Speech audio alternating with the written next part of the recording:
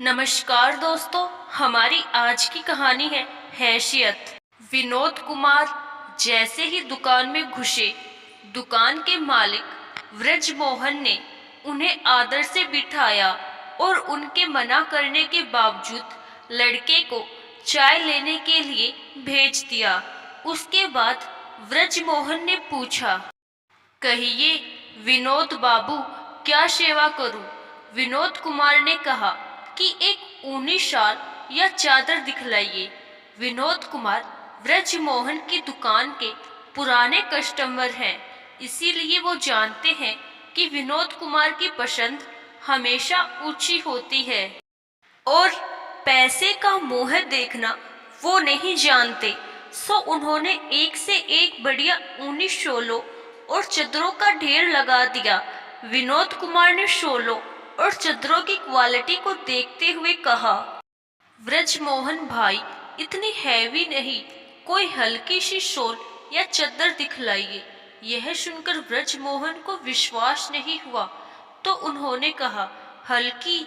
और आप क्यों मजाक कर रहे हो विनोद बाबू? भला हल्की शाल का क्या करेंगे आप? विनोद कुमार ने कहा, ऐसा है व्रजमोहन, हमारी बहन उर्मिला है ना, उसकी सास शांति देवी के लिए भिजवानी है। उन्होंने कई बार मुझसे कहा है कि विनोद बेटा, मुझे एक अच्छी सी गरम चद्दर लाके दे। तेरी पसंद बड़ी अच्छी होती है।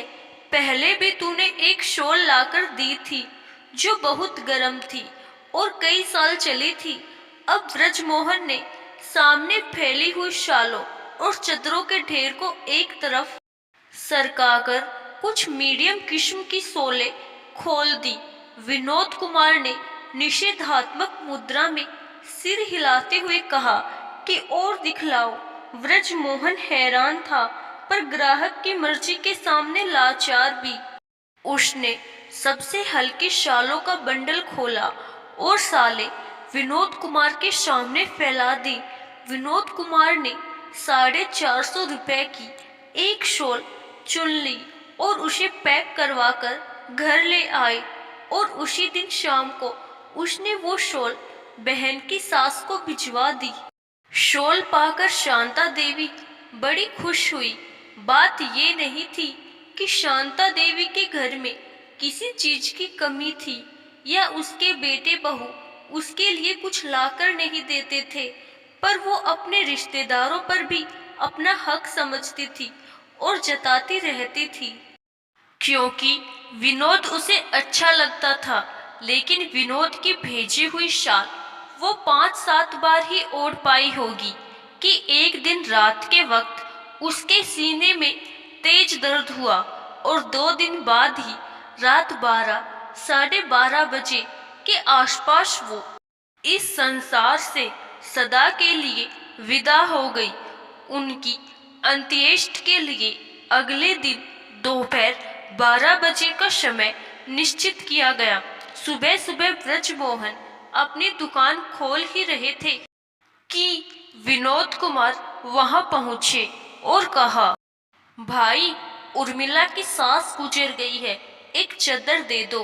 व्रजमोहन ने बड़े अफसोस के साथ कहा, ओह, अभी कुछ दिन पहले ही तो आप उनके लिए गरम शॉल लेकर गए थे, कितने दिन ओढ़ पाई बेचारी।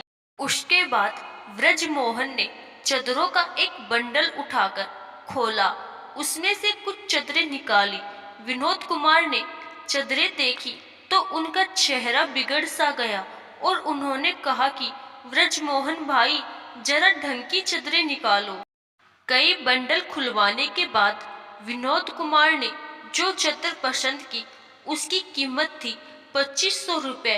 व्रजमोहन ने कहा, विनोद बाबू, वैसे आपकी मर्जी पर मुर्दे पर इतनी महंगी चद्दर कौन डालता है? विनोद कुमार ने कहा, व्रजमोहन जी, बात महंगी सस्ती की नहीं, हैसियत की होती है। उर्मिला के ससुराल वालों और उनके दूसरे रिश्तेदारों को पता तो चलना चाहिए कि उर्मिला के भाई की हैसियत क्या है और उसकी पसंद कितनी ऊंची है।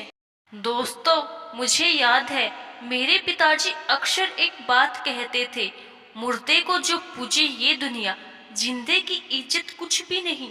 मतलब जितना अपनेपन का दिखावा या सहारा मरने वाले इंसान या उसके परिवार से बाद में करते हैं, अगर जीते जी उतना सहारा बन जाए तो शायद बात कुछ और हो। कहने को मरने वाले को कंधा देना पुण्य मानते हैं लोग, वही कंधा या सहारा जीते जी दे दे तो बात कुछ और ही हो। आशा करती हूँ दोस्तों आपको हमारी आज की कहानी जरूर पसंद आई होगी। धन्यवाद।